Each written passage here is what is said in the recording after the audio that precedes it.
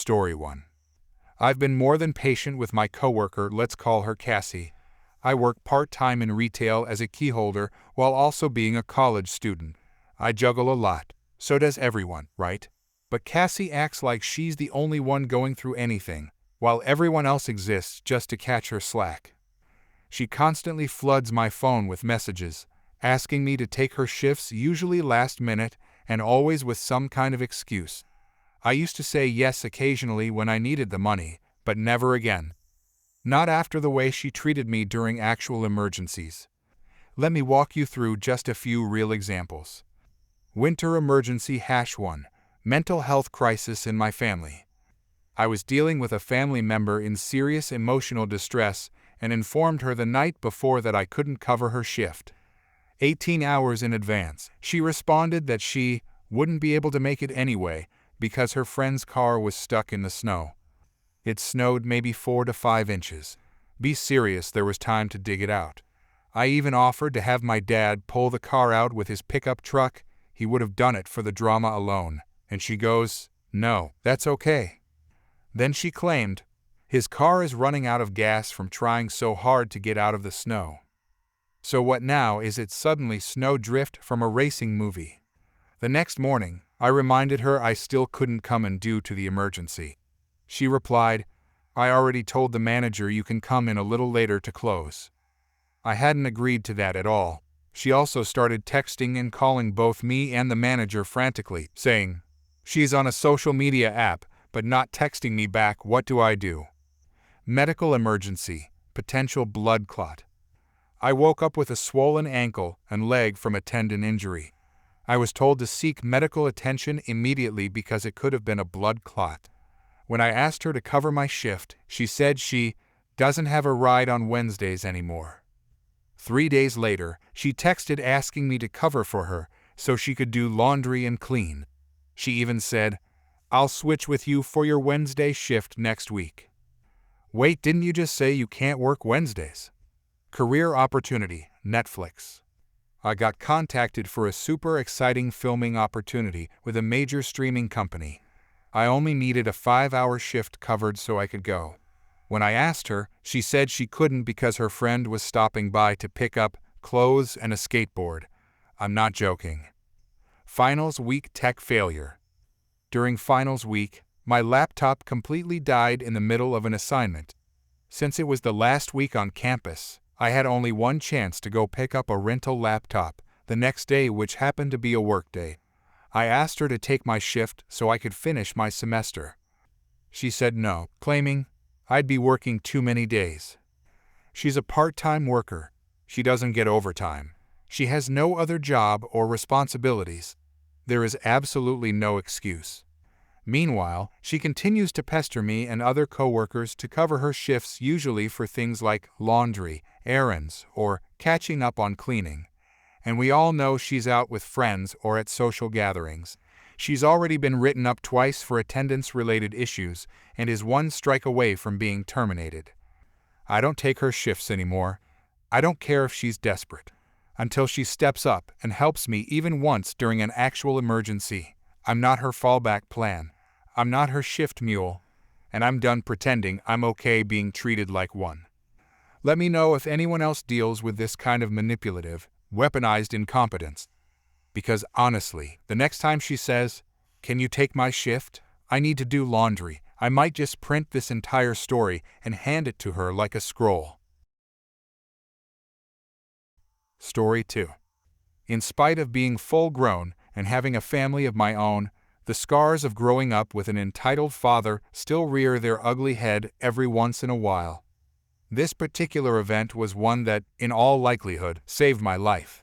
I share it now to pay homage to the beloved grandfather who stood up to my dad.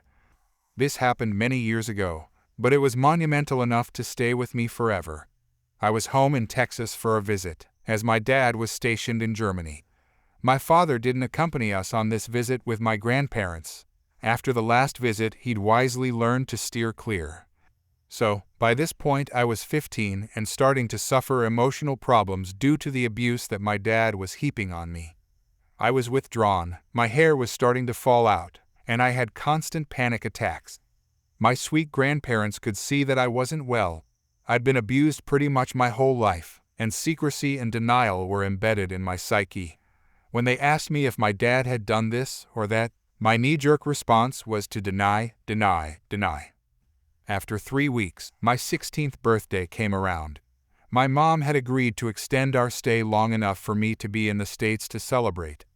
Now, my grandfather had the habit, since I was a young girl, of heading down to a local cafe every morning to have coffee with a group of men from the community. I never thought anything of it, nor did anyone else. That was his coffee time, end of story. One day, not long before we were due to fly back overseas, my granddad asked me to go to coffee with him. I politely declined. Who wants to go watch a bunch of old men drink coffee at 7 a.m.? He gave me a strange look and told me I was going with him the next day. He'd make sure I got up in time. Ugh. Okay, sure, Granddad. I got to the cafe, and it was exactly what I pictured. About 7 old men, some in suits and some in coveralls. Granddad grabbed my elbow and guided me to a table with a well-dressed, imposing-looking man. As soon as we sat down, he looked at me with the kindest eyes I'd ever seen from a stranger. We spent about 20 minutes talking, mostly about my life in Germany. I went home and thought nothing more about it. My birthday was 4 days later. Then it was time to start getting ready to go back. My grandfather took me out the next day to get a new pair of shoes, but I was shocked when he pulled up to the courthouse. He turned to me and asked, point blank, if I really wanted to go back. I said I didn't, but really had no choice. He replied, "What if it was your choice?" I said again that I didn't have a choice. I was terribly frightened of my father's wrath. With that, he opened my car door and guided me into the courthouse. We ended up in an office, and a judge walked in. The same man I spoke to at the cafe. I was stunned, but he and my granddad had been friends for years. He said, "So, young lady, I understand from your grandfather that you wish to be emancipated." Now, I didn't have the first clue what that word meant, but I knew that if my granddad said I did, I should agree. I nodded, and the two of them started talking a mile a minute. They'd look at me now and then, and all I did was nod. I knew something big was happening, though I didn't understand what. When we left, Granddad told me not to say a word to anyone, especially not my mom or brother. That night, he asked my mom what she thought of me staying in Texas and starting school there. She of course balked at the idea. That night she called my dad, and he got on the phone with me and told me I'd better not try anything cute. I'd be on that plane, or he'd have me put in a mental hospital. I went in and told my granddad what he'd said, but Granddad just smiled and told me to get some sleep. Next morning, I was up at the crack of dawn, and Granddad told me to go get in the car. I remember being so excited and frightened, because I knew something was up. In 20 minutes, I was in front of the judge, nodding and saying, "Yes, sir," to everything he said. We walked out, and Granddad told me I was going to be very brave, and trust him to tell me what to do. He took me to a little furnished apartment, and told me to stay there. Granddad went home and told my mom that I wasn't going anywhere near her or Dad again, and handed her paperwork. She freaked out and called Dad, who called and, in his most entitled manner, told the old man that he didn't know who he was messing with, and that if I thought he was just going to let me walk away from him, he'd make sure I was locked away until she's 30 and I can make it happen. Granddad told him if he ever came back to his town, there'd be a group of men with shotguns waiting for him. My mom and brother left the next week. I never said goodbye because my granddad said there was no need to let them back in your head. I was an emancipated minor at the age of 16. At 17, I joined the Air Force. I don't think I'd have lived through 2 more years with that man. I miss my granddad so much, but I hope he died proud of what he'd done for me and who I became. Story 3. So, this happened earlier today. My apologies for any formatting errors. I'm typing this up on my phone. Cast. Neighbor, me, entitled mother, entitled child, convenience store clerk, and cashier. My neighbor and his wife had a big birthday party today for their 5-year-old daughter. He even went all out and got a huge inflatable water slide for the kids. When he and his wife took their daughters to return the slide to the rental company, their car broke down. I received a message from them asking if I could pick them up, since I drive a sport utility vehicle and could accommodate all of them, including 2 car seats. I said sure, no problem, and headed out. On the way home, I asked if they needed to stop anywhere to pick up anything. I needed to get cigarettes, so I told them it wouldn't be a big deal if they needed me to stop off somewhere. My neighbor mentioned he needed cigarettes too. I stopped at the local convenience store. As we were getting out, the older daughter asked if she could get a milkshake. Her mom told her no, explaining that they didn't have the extra money for it right now, especially after having to pay to get their car towed home. Once inside, I asked my neighbor what kind of milkshakes his girls liked. I told him I wanted to get them as a treat for being so well behaved, especially after dealing with the car trouble. He said I didn't have to do that. I told him it wasn't a big deal, it was just a milkshake, and I genuinely wanted to. We walked over to the ordering screen, and he selected 2 chocolate shakes, one with whipped cream, one without. I collected the order slips and headed to the cashier. At this store, you place your order, pay for it, and then pick up your food or drink from the counter. My neighbor had already purchased his cigarettes, so he waited by the pickup counter while I went to pay. I chatted with the clerk, paid for everything, and then turned back to the counter to retrieve the shakes. That's when things got strange. My neighbor: "Hey, what were those order numbers again?" Me: 106 and 108. Neighbor: "I thought so. Hey, that's my shake." He was addressing a child who had just grabbed one of the chocolate shakes from the counter. Entitled child: "My mom said I could have a chocolate shake, and this one is just sitting here. It's mine now." Neighbor: That's not how this works. Kid, give me the shake. You didn't pay for it." The child raised his voice. Entitled child louder: "My mom said." Entitled mother: "What are you doing? Why are you yelling at my son?" Me: "I paid for that shake. You didn't. I have the order slip. He can't just walk up and take something off the counter like it belongs to him." Entitled mother: "Well, I haven't ordered his yet, so just let him have that one. You can order another one for yourself, like you really need it."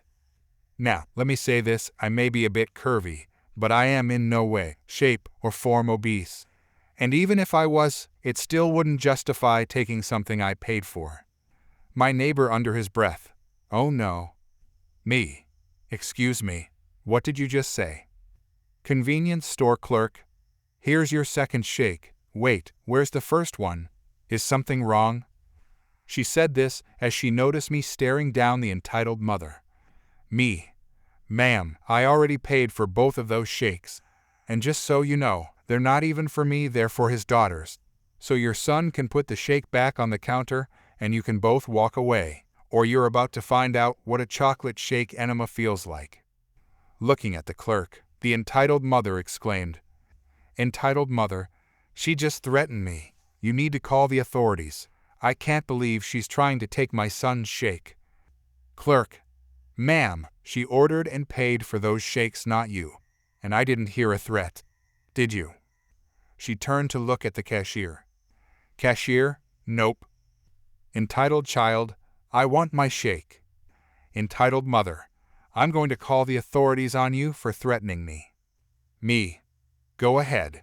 And I'm sure these amazing employees will also report you for trying to steal a milkshake. Last chance, ma'am. Either your child puts the shake back, or things are going to get even messier."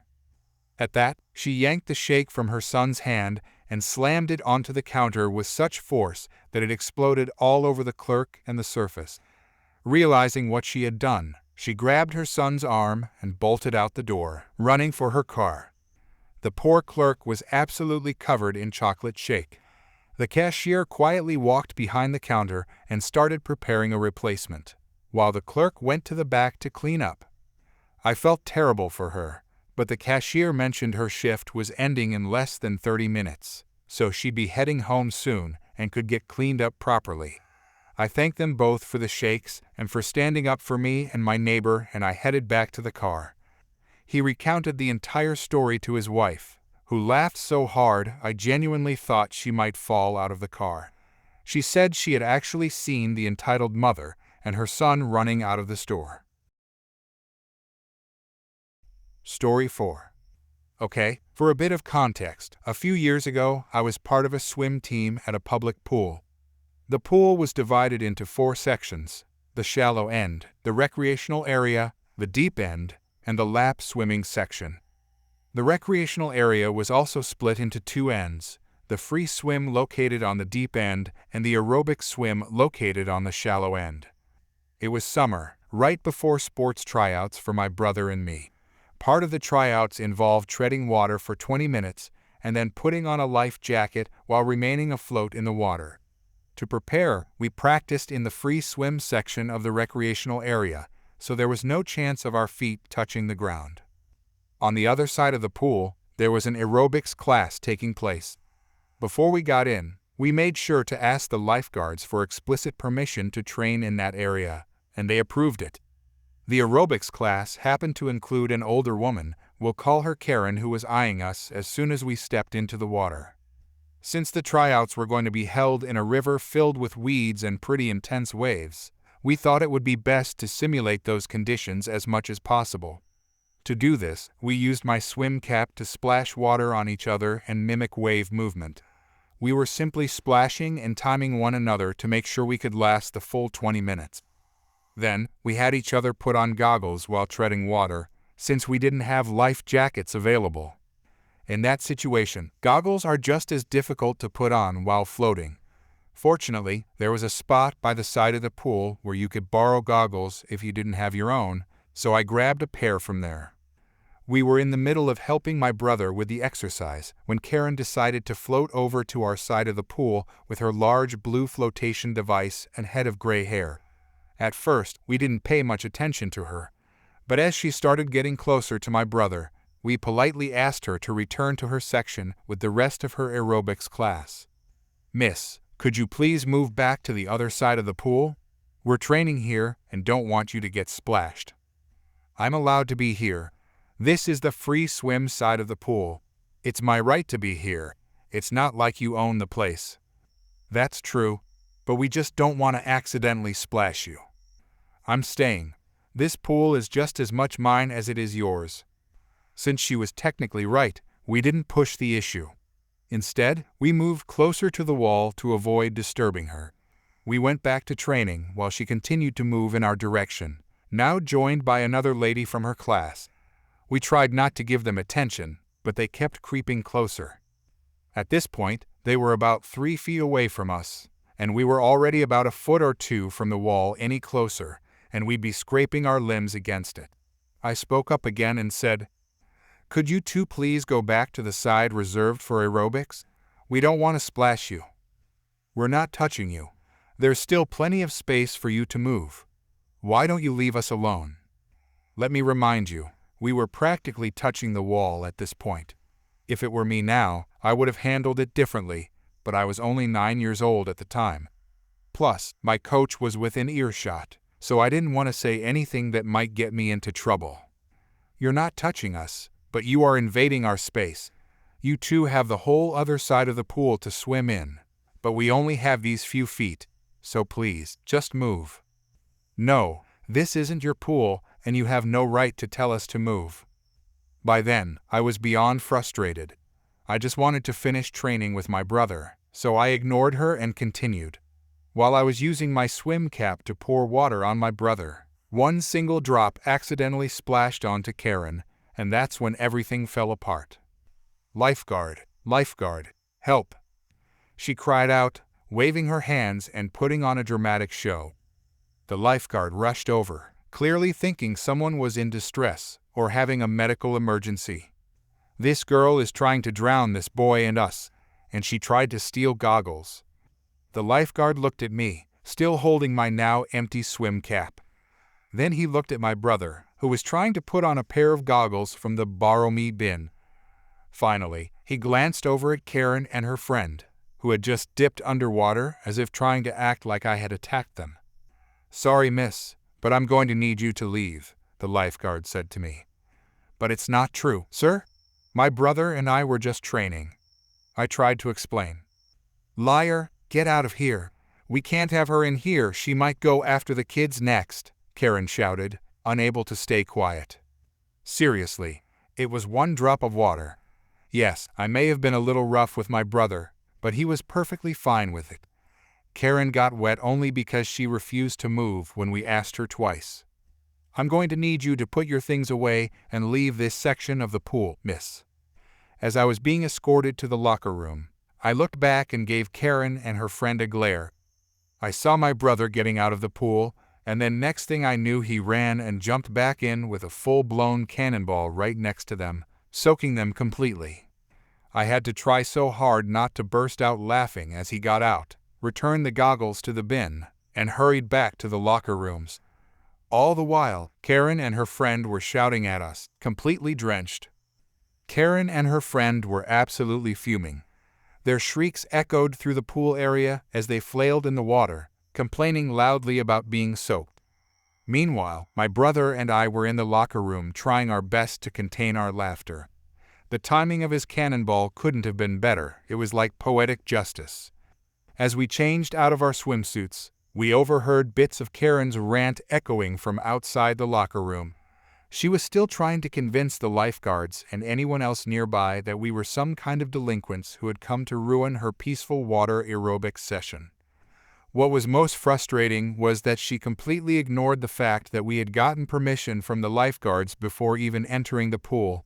We hadn't gone there to play or make trouble. We were just trying to prepare for our tryouts. All we had asked for was a little space and understanding. Instead, we got drama and accusations. When we walked out, one of the younger lifeguards gave us a look that told us he knew the situation had been blown out of proportion. He quietly said, "Just head out for today, you didn't really do anything wrong, but it's better to avoid the conflict." We nodded and left, still processing everything that had just happened. Story 5.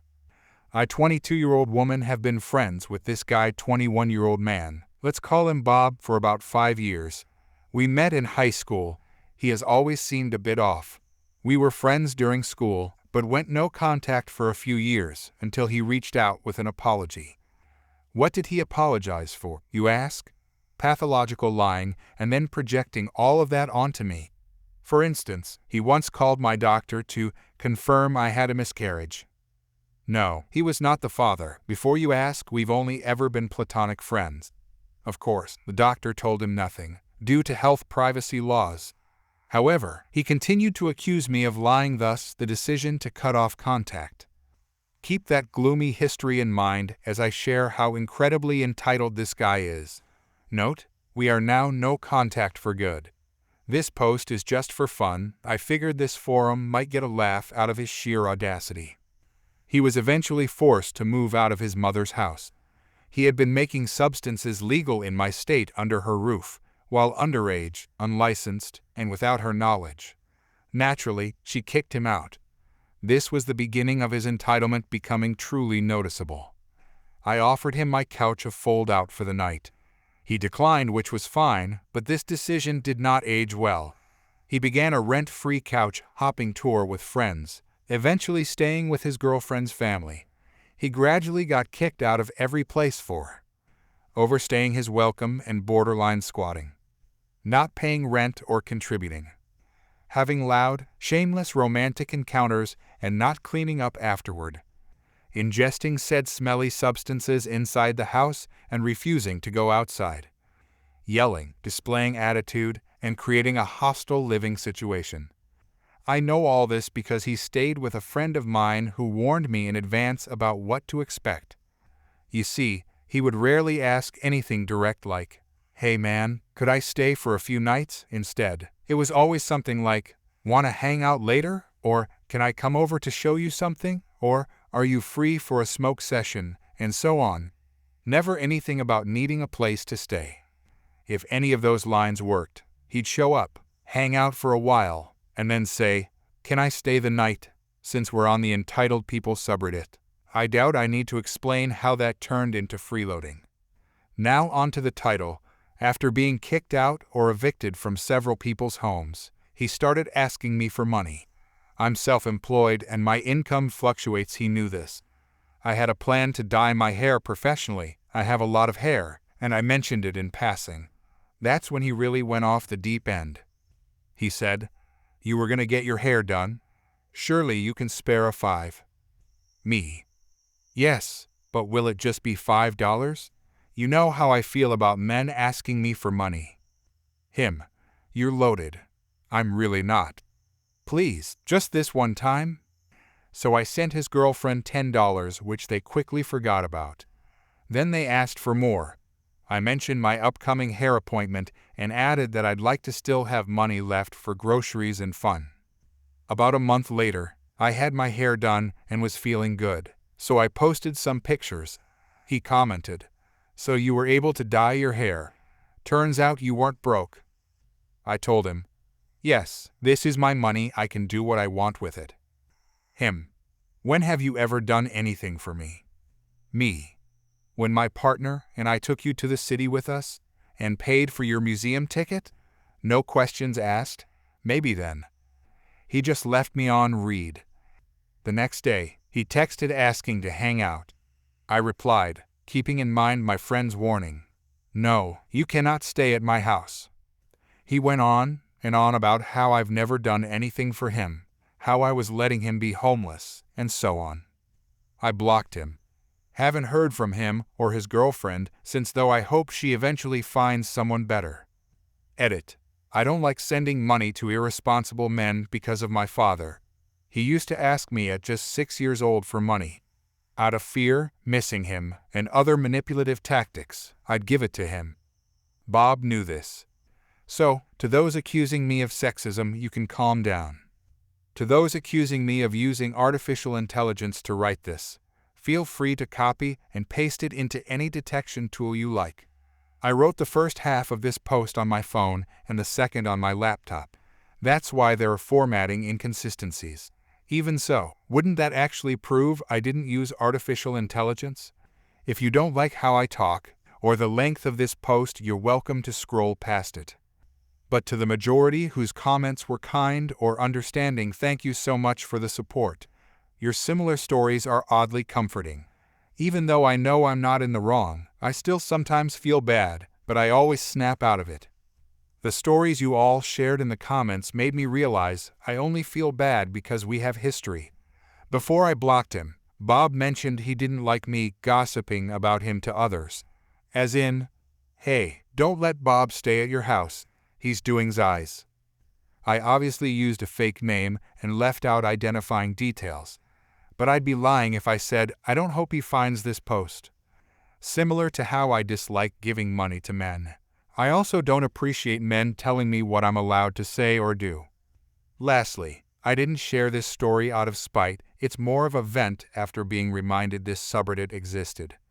Thanks again for the support. Story 6. Hey, everyone. It seems my post from a couple of hours ago is really intriguing people, so I thought I'd make another. Now, since some of you are a bit confused as to how I ended up with such an older individual as a roommate, I'll give a bit more context. This roommate, whom I'll refer to as CF, was one of the first people I met when I moved to my current town. I had posted on Facebook in a group for community members, mentioning how nervous I was about relocating to a new place.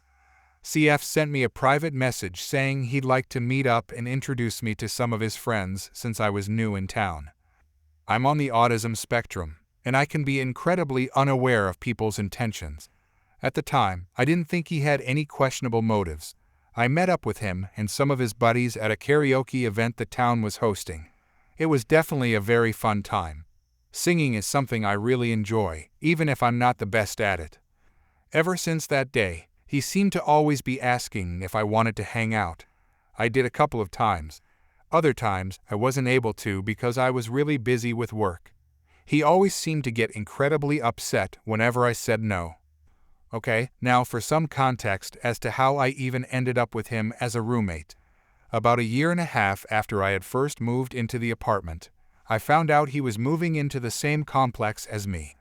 This honestly caught me a bit off guard, because the complex I was living in usually only rented to people in their 20s or early 30s. Well, a few months after he moved in, the unit I was staying in had to be vacated. I honestly can't remember why. The building management moved me into the unit CF was staying in, because it was the only one they had available on such short notice. Also, he had apparently been pressuring them to transfer me into his unit. I didn't really have much of a choice in the matter, unfortunately. I moved in and kept to myself for the most part.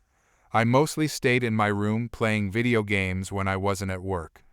I never really noticed his controlling behavior until he found out I had a partner. He's a 35-year-old man.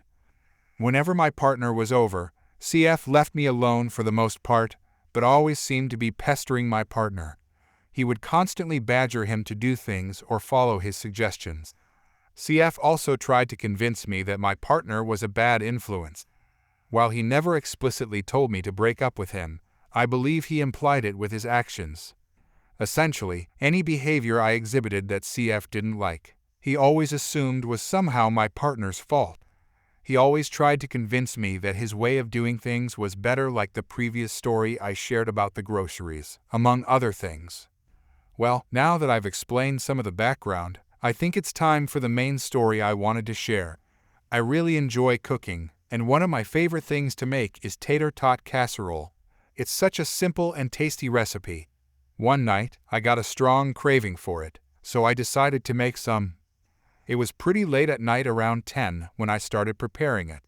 Apparently, I was making too much noise because he came out of his room to tell me off, saying he was trying to sleep.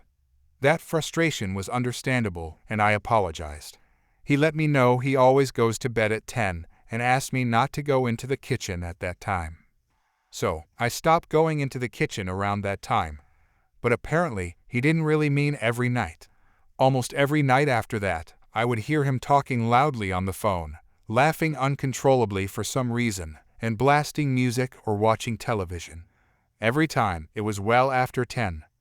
Why in the world did he tell me not to go into the kitchen at that time? Honestly, probably because he wanted the space to himself, but that's just my guess. I never said anything about it, though. I'm the type of person who really avoids conflict. I really should have confronted him about it, but I was too nervous and never did. He kept using his age as a way to justify everything, always pulling the "I'm older, I know better" card. I tried to be respectful, but it got exhausting very quickly. He acted like I was a teenager who didn't know anything about life or responsibility. Meanwhile, I was holding down a full-time job, managing bills, and trying to keep my peace. Another issue I had with him was how he treated shared spaces.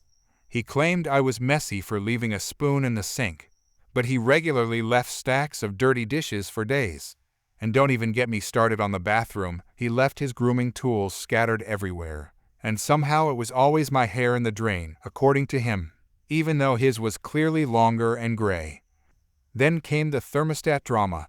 I like the temperature a bit cooler at night to help me sleep. One night, I adjusted it slightly, and he lost it the next morning, ranting about how it messed up his circadian rhythm. I apologized again, but it felt like no matter what I did, it wasn't good enough. He always had something to criticize, and it was always something petty. There was even a time he accused my partner of stealing food. He had a carton of almond milk that he claimed my partner drank from. I offered to replace it, but that wasn't good enough for him. He went into this long rant about respect and boundaries, saying, "In my day, people had manners." But then he'd eat my leftovers without asking. I started walking on eggshells. Every time my partner visited, I would get anxious, trying to keep the noise down, making sure everything was spotless, and trying to avoid another one of CF's lectures. My partner noticed and encouraged me to stand up for myself. He even offered to talk to CF, but I didn't want to make things worse. I finally reached a breaking point when CF told me I needed to give him a schedule of when my partner would be over. He said it was disruptive to his routine, and that he didn't like surprises. That was the last straw. I told him, politely but firmly, that he didn't get to control who came into my life or when. I also reminded him that I paid rent just like he did, and had every right to invite my partner over. Things got really cold after that. He stopped talking to me unless it was to passive-aggressively ask me to clean something or complain about the volume of my video games. But at least he stopped trying to be overly controlling after that conversation. It was as if once I stood my ground, he realized he couldn't manipulate me anymore. Looking back, I really wish I had spoken up sooner. I let him dictate so much of how I lived in that space simply because I didn't want to stir the pot. But people like CF thrive on silence. They push boundaries until you finally say enough is enough. Eventually, I moved out as soon as my lease was up. I found a much better living situation where I could breathe and be myself without feeling judged or restricted. CF sent me a long message after I left, saying he was disappointed in how things turned out and that he hoped I'd learn some life lessons. I didn't bother replying. Because the real lesson I learned was this: being polite doesn't mean you have to be a doormat, and respecting others doesn't mean you let them disrespect you.